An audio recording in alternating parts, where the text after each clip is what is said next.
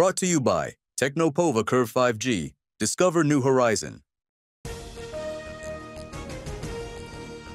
शरद पवार आणि अजित पवार आज पुन्हा बैठकीनिमित्त एकत्र येणार. शिवाजीनगरमध्ये साखर संकुलात वसंतदादा इन्स्टिट्यूटच्या AI संदर्भात बैठक.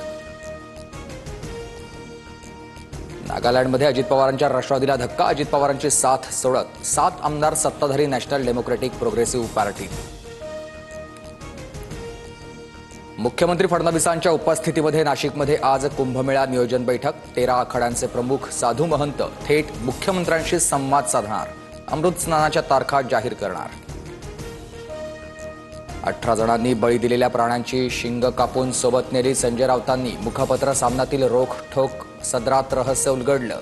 शंखनाद ते रेड्याची शिंगे या मथळ्याखाली रोखठोक प्रकाशित. मध्ये जखमी झालेल्या 7 MPSC विद्यार्थ्यांची आज परीक्षा. विद्यार्थी परीक्षेला मुकण्याची शक्यता. अपघातग्रस्त विद्यार्थ्यांना आजच्या परीक्षेत सवलत देण्याची रासनेंची मुख्यमंत्र्यांकडे मागणी.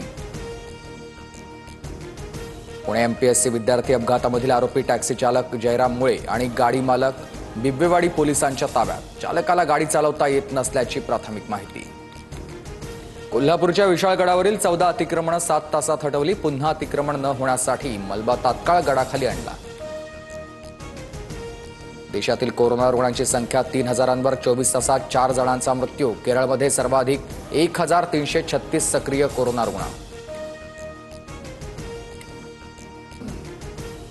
मुंबई अहमदाबाद मार्गावर धावणाऱ्या बुलेट ट्रेनच्या रेकची जपानमध्ये चाचणी. 2026 मध्ये 2 बुलेट ट्रेन रेक भारतात पोहोचणार. जपान भारताला 2 शिकानसेन ट्रेन गिफ्ट देणार. CNGच्या किमतीमध्ये आजपासून वाढ. मुंबई ठाणे आणि MMRच्या भागात CNG 80 रुपये प्रति किलो मिळणार.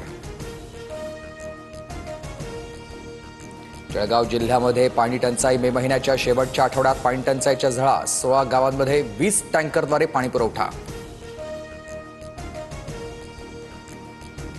बीडच्या आष्टीत पावसामुळे टोमॅटोचं नुकसान. 1 एकर शेतातील टोमॅटोचा चिखल. सरकारनं मदत करण्याची शेतकऱ्यांची मागणी.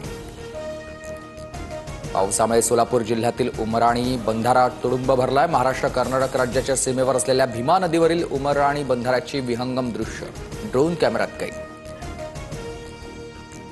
आजपासून PMPL बससेवेची भाडेवाढ लागू. 1 ते 5 किलोमीटरसाठी आता 10 रुपये मोजावे लागणार.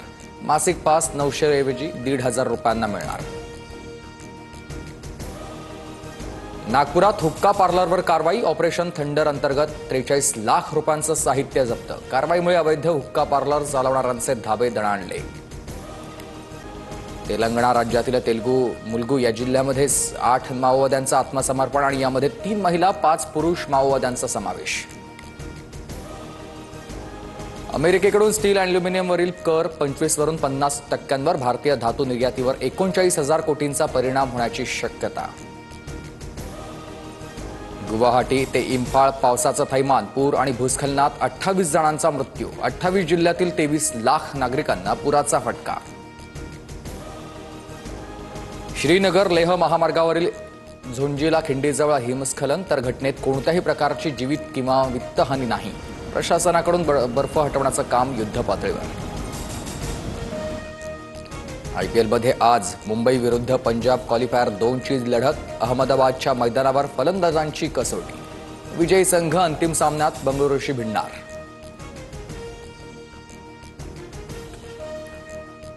Brought to you by Techno Mobile. Discover new horizon.